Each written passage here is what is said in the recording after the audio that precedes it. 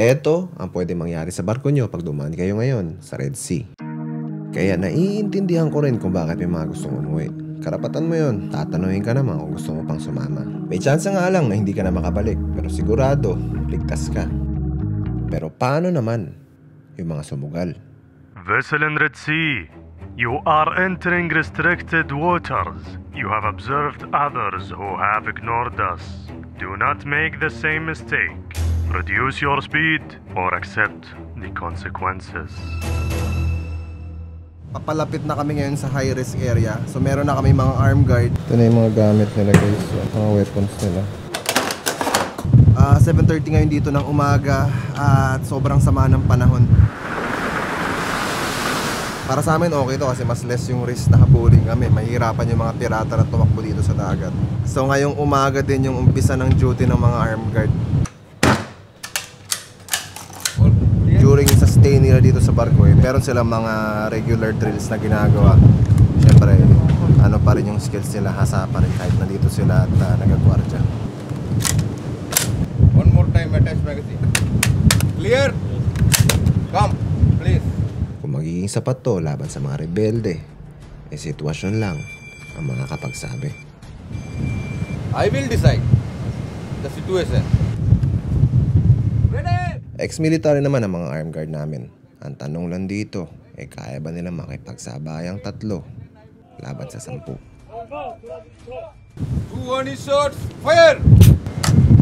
Because of in this weather we cannot do tactical movement. Because of the heavy weather and somebody will fall down. Yeah. We all 3 going to go home. We need to save. Mahigit 6 na buwan na silang nagseserbisyo sa mga barko at sabik ng mayakap ang mga mahal sa buhay. Pauwi na sila sa dulo ng biyaheng to. Ganon din ang ilan sa amin. Naglilitsyon si Nagan tsaka si Allen dito sa kabila kasi dispedida ni Kapitan tsaka ni Segundo. Mabigat ang tensyon ng mga barko pag dumadaan ng Red Sea. Dahil wala pa naman kami sa area ay nag-decide kami na magkaroon ng konting salo-salo. Ayan, dito sila. Ito yung pagsasawag natin sa lechon guys. Kasi ito yung lechon. Kuya talaga si Mayo. Alam talaga niya ba? Siyempre. Nadaisip ko na pala ka dati.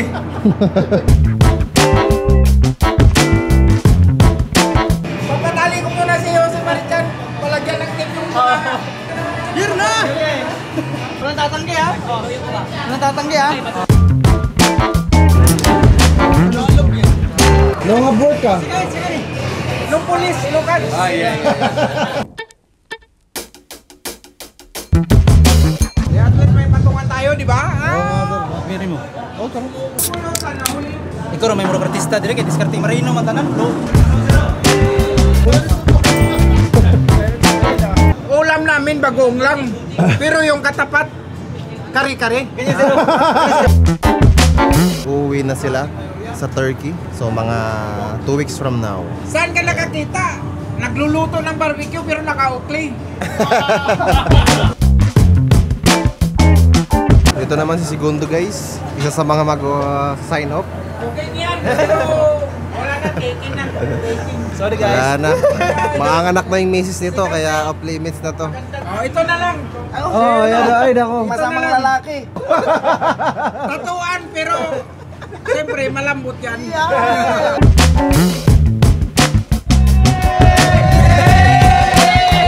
May bakla pala sa barko? Wala. Sabi niyo, wala sira. Ano masabi mo sis? Yan si third engineer. Kiss mo na kay third engineer. Kiss mo na. Ano yan? Mukhang masaya dyan ah.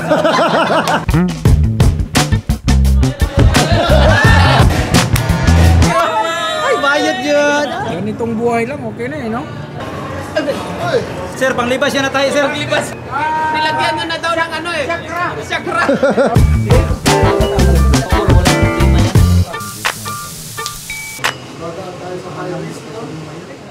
Isang pagkakataon para magpasalamat na hanggang ngayon ay maayos kami. Maraming salamat yun ha. Paraan din to para panandali ang makalimutan ang peligro. How many everybody? Ang peligro na araw-araw nyo aabangan. Check. Ay guys, day 6 natin ngayon. Papunta tayong Red Sea. Duty tayo ngayon, Red. Ganito lagi ang routine natin sa umaga. Pagkakala tayo sa bridge. Tumawid daw. Pare tayo na lang po sir, 20 minutos. Thank you. So ngayon iatas natin yung reel ng barko natin, guys. Mapanganib ang biyahe pero ang totoo, hindi laging action dito.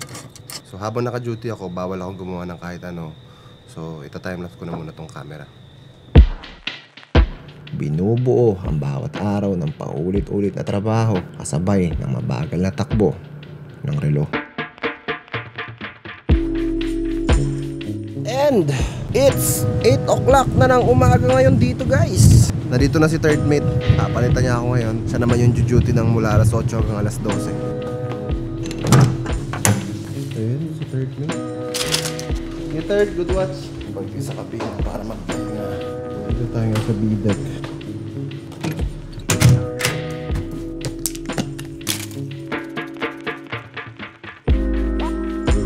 Although nag-expect kami ng bad weather, sa ngayon hindi pa ganun kasama yung panahon. Dadaan kami na papunta rito. Papasok dito. Nandito yung Red Sea. Pero kasi na-contact namin yung kabilang barko, halos hindi na raw makatakbo yung barko nila. Ito sa screen ko nakikita nyo, lahat ng barko na to papunta sa Indian Ocean. Lahat sasagupahin yung masamang panahon. Woo! Na. Sobrang gulo ngayon dito, guys. Hopefully bukas maging okay na to. Tsaka kami tatawid sa IRTC. Nandun na yung mga pirata. Itong area na to is already pirate area. Kaya sa ngayon nagte-triple watch na tayo. So, wala pa kami dun sa lugar ng mga Houthi. Siguro mga 2 to 3 days pa. So ngayon is day 12. Ito nga pala yung panahon natin ngayon. Medyo masama pero umalter na kami. So okay na yung galaw ng barko namin.